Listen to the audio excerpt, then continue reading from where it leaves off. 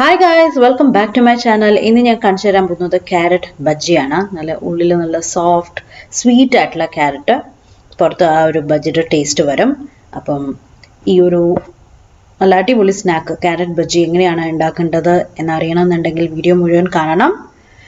നിങ്ങൾ ആദ്യമായിട്ടാണ് ഈ ചാനൽ കാണുന്നതെങ്കിൽ സബ്സ്ക്രൈബ് ചെയ്യണം. അടുത്തൊരു ബെൽ ഐക്കൺ ഉണ്ട്, അതും ക്ലിക്ക് ചെയ്യണം. അപ്പോൾ ഞാൻ പുതിയ വീഡിയോ ലോഡ് ചെയ്യുന്ന സമയത്ത് നിങ്ങൾക്ക് അതിൻ്റെ നോട്ടിഫിക്കേഷൻ വരുന്നതാണ്. അപ്പോൾ നമുക്ക് ക്യാരറ്റ് ബജ്ജി നാലാമത്തെ ക്യാരറ്റ് റെസിപ്പിയാണ് കാണിക്കാൻ പോകുന്നത്. അപ്പോൾ എങ്ങനെയാണ് ഉണ്ടാക്കേണ്ടതെന്നുള്ളത് നോക്കാം. ഞാനിവിടെ ക്യാരറ്റ് തൊലിയെല്ലാം കളഞ്ഞ് കഴുകി തൊലിയെല്ലാം കളഞ്ഞ് ഇതേപോലെ സ്ലൈസ് ചെയ്ത് നല്ല വീതിയിൽ സ്ലൈസ് ചെയ്ത് വെച്ചിട്ടുണ്ട്. വീതിയിൽ അരിഞ്ഞെടുത്തിരിക്കുകയാണ്.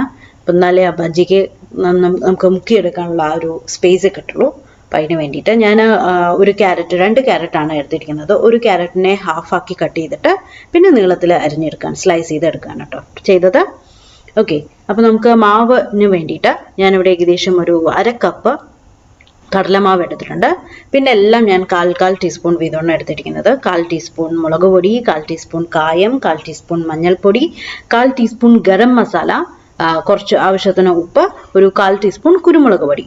ഇത്രയാണ് ഞാൻ എടുത്തിരിക്കുന്നത്. ഇനി നമുക്ക് ഒരു വിസ്കോണ്ടോ ഒരു സ്പൂണുണ്ടോ എല്ലാം ഒന്ന് നന്നായിട്ടൊന്ന് മിക്സ് ചെയ്യാം. ഗരം മസാലയൊക്കെ മസ്റ്റാണ്. ഞാൻ മുളക് പൊടിയുടെ കാര്യം പറയുകയാണെങ്കിൽ മുളക് പൊടി ഞാൻ കാശ്മീരി മുളക് പൊടിയാണ്. ആ ഒരു കളർ വരാൻ വേണ്ടി മാത്രം ഞാൻ ആഡ് ചെയ്ത് കൊടുത്താണ്. എരിവിന് ശരിക്കും ഞാൻ കുരുമുളക് പൊടിയാണ് കേട്ടോ ആഡ് ചെയ്ത് കൊടുത്തിരിക്കുന്നത്. ഓക്കെ, അപ്പം ഞാൻ കുറച്ച് വെള്ളം ഒഴിച്ചിട്ട് നന്നായിട്ട് നമ്മുടെ ഇഡ്ഡലി മാവ് മാതിരി അത്രയും തിക്കായിട്ട് തന്നെ ഞാൻ മിക്സ് ചെയ്തെടുക്കുകയാണ്. അപ്പോൾ കട്ടവെള്ളം ഉണ്ടെങ്കിൽ അത് പോകുന്നവരെ നന്നായിട്ട് ഇളക്കി കൊടുക്കണം കേട്ടോ. കായം ദഹനത്തിനും കൂടെ കടലമാവ് ചേരാത്തവർക്ക് വേണ്ടിയിട്ടാണ് കായം കൂടെ ആഡ് ചെയ്ത് കൊടുത്തിരിക്കുന്നത്. അപ്പം ദഹനത്തിന് വലിയ പ്രശ്നം വരില്ല. ഓക്കെ, അപ്പം നന്നായിട്ട് ഞാൻ ഇളക്കി എടുത്തിട്ടുണ്ട്. കട്ടയൊക്കെ പോയി. ഇനി നമ്മൾ സാധാരണ ബജ്ജിയൊക്കെ ഫ്രൈ ചെയ്തെടുക്കുന്ന മാതിരി ക്യാരറ്റ് മാവിലിട്ട് മുക്കുക, ചൂടായ എണ്ണയിലിട്ടിട്ട് ഫ്രൈ ചെയ്തെടുക്കുക. ഞാനിവിടെ എണ്ണയ്ക്ക് വേണ്ടിയിട്ട് ഒലീവ് ഓയിലാണ് എടുത്തിരിക്കുന്നത്. നിങ്ങൾക്ക് വേണമെങ്കിൽ വെളിച്ചെണ്ണയിലും ഫ്രൈ ചെയ്തെടുക്കാം.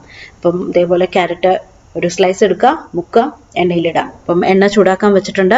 ഞാൻ മീഡിയം ഫ്ലെയിമിലേക്കാണ് ഇട്ട് വെച്ചിരിക്കുന്നത് എണ്ണ. അപ്പം എങ്ങനെയാണ് അറിയണത് വെച്ചാൽ ഒരു ഡ്രോപ്പ് ഇട്ട് കൊടുക്കുക. കണ്ടോ, ചൂടായ ഉടനെ പൊങ്ങി വന്നിരിക്കുന്നത്. അപ്പോൾ നമ്മുടെ മാവ് നന്നായി ചൂടായി എന്നുള്ളത് അറിയാം. അപ്പം ഞാൻ ഓരോ പീസ് ഇട്ടിട്ട് മാവിൽ മുക്കി എണ്ണയിലിട്ട് കൊടുക്കുകയാണ്. അപ്പം നല്ല ഫ്രൈ ആയിട്ട് വരും. ഒരു 5-6 മിനിറ്റ് അത്രയും മതി. കാരണം എണ്ണ നന്നായി ചൂടായിരിക്കണം. ഒരു 6 മിനിറ്റോളം നമുക്ക് ഫ്രൈ ചെയ്തെടുക്കേണ്ടി വരും. രണ്ട് സൈഡും തിരിച്ച് ഇട്ട് കൊടുക്കണം. അപ്പം ഇതേപോലെ എല്ലാം ഞാൻ ഫ്രൈ ചെയ്തെടുക്കാൻ പോവാണ്. ഒരുപാട് തിക്കി തിരക്കണ്ട, കുറച്ച് സ്പേസ് ഇട്ടിട്ട് വേണം നമ്മൾ ഫ്രൈ ചെയ്തെടുക്കാൻ വേണ്ടിയിട്ട്. ഓക്കെ, ഇതങ്ങനെ ലാസ്റ്റ് ബാച്ചാണ്. ഇതേപോലെ ഇടയ്ക്കിടയ്ക്ക് ഒന്ന് തിരിച്ചിട്ട് കൊടുക്കണം കേട്ടോ, എന്നാലേ രണ്ട് സൈഡും കുക്കായിട്ട് വരുള്ളൂ. ശരിക്കും മീഡിയം ഫ്ലെയിമിലേക്ക് ഇട്ട് വയ്ക്കണം. മീൻസ് എൻ്റെ ഗ്യാസിന് മീഡിയം ഫ്ലെയിമാണ് കറക്റ്റ്. അപ്പം നിങ്ങളുടെ സ്റ്റവ് അനുസരിച്ച് അത് കൂട്ടും കുറയ്ക്കുകയൊക്കെ ചെയ്തുകൊണ്ടിരിക്കണം കേട്ടോ. എണ്ണ ചൂട്. അപ്പം ഞാൻ തീ ഓഫ് ചെയ്തു. ഞാൻ പറഞ്ഞില്ലേ ഇത് ലാസ്റ്റ് ബാച്ചാണ്. അപ്പം ഞാൻ കോരി എടുക്കുകയാണ് എല്ലാം. ഞാനിവിടെ ഒരു പ്ലേറ്റിൽ ഒരു ടിഷ്യൂ പേപ്പർ വെച്ചിട്ടുണ്ട്. അതിലേക്കാണ് ഞാൻ ഇട്ട് കൊടുക്കുന്നത്. അപ്പം എക്സസ് എണ്ണ ഒക്കെ വല്ലതും ഉണ്ടെങ്കിൽ അത് വലിച്ചെടുത്തോളൂല്ലോ, അതുകൊണ്ട്. സോ ഇനി ഞാൻ ഇത് ഒന്ന് സെർവ് ചെയ്ത ശേഷം കാണിച്ചു തരാം. അപ്പം ഇതാ നമ്മുടെ ബജ്ജി റെഡിയായി. അപ്പം എന്തായാലും എല്ലാവരും ട്രൈ ചെയ്ത് നോക്കണം. വീഡിയോ ലൈക്ക് ചെയ്യാനും ഷെയർ ചെയ്യാനും മറക്കരുത്. അപ്പോൾ നമുക്ക് പുതിയ വീഡിയോ ആയിട്ട് വീണ്ടും കാണാം. Bye bye.